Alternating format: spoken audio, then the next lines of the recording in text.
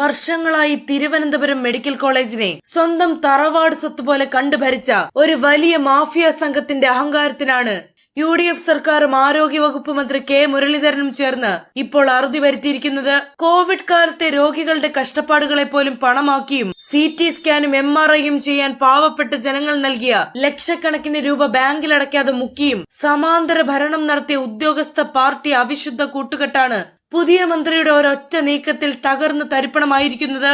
CPM സംരക്ഷണയിൽ medical കോളേജിന്റെ സകല നിയന്ത്രണങ്ങളും കൈക്കലാക്കി വെച്ചിരുന്ന DR ഫാൻസ് എന്ന മാഫിയ സംഘത്തിന് കനത്ത തിരിച്ചടിയാണ് ഈ നീക്കം. PSC റാങ്ക് ലിസ്റ്റുകളിൽ ഇടം പിടിച്ച് പ്രായം കടന്നുപോകുന്ന 10,000-കണക്കിന് ഉദ്യോഗാർത്ഥികൾ തൊഴിലില്ലാതെ പുറത്തു നിൽക്കുമ്പോഴാണ് ഈ സ്ഥാപനത്തിൽ പച്ചയായ പിൻവാതിൽ നിയമന ലീലകൾ അരങ്ങേറിയത്.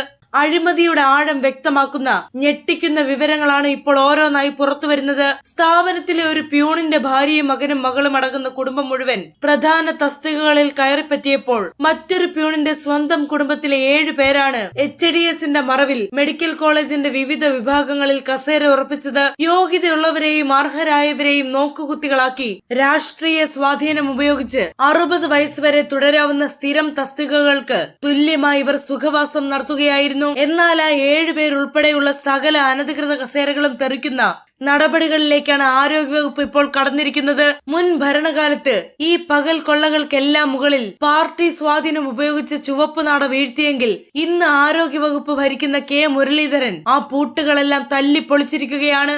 ജനങ്ങളുടെ പണം കവർന്നവരും സ്ഥാപനത്തെ ഹൈജാക്ക് ചെയ്ത അഴിമതിക്കാരും ഇനി മെഡിക്കൽ കോളേജിന്റെ പടി കാണില്ലെന്ന കർശന നിലപാടിലാണ് മന്ത്രി. കഴിഞ്ഞ കാലങ്ങളിൽ ജനറൽ ബോഡി യോഗം പോലും ചേരാതെ നടത്തിയ ലക്ഷക്കണക്കിന് രൂപയുടെ പർച്ചേസുകളും മുഴുവൻ താൽക്കാലിക നിയമനങ്ങളും ഇനി വിജിലൻസ് ആൻഡ് ആന്റി കറപ്ഷൻ ബ്യൂറോയുടെ പ്രത്യേക സംഘം അരിച്ചുപെറുക്കി അന്വേഷിക്കും. അഴിമതിക്കാരെയും മാഫിയകളെയും വേരോടെ പിഴുതെറിഞ്ഞ് പാവപ്പെട്ട രോഗികൾക്ക് ഭയമില്ലാതെ ചികിത്സ തേടാനും അർഹരായ ഉദ്യോഗാർത്ഥികൾക്ക് നീതി ഉറപ്പാക്കാനും കെ മുരളീധരന്റെ നേതൃത്വത്തിൽ UDF സർക്കാർ ശക്തമായ നടപടികളുമായി മുന്നോട്ടു പോവുകയാണ്.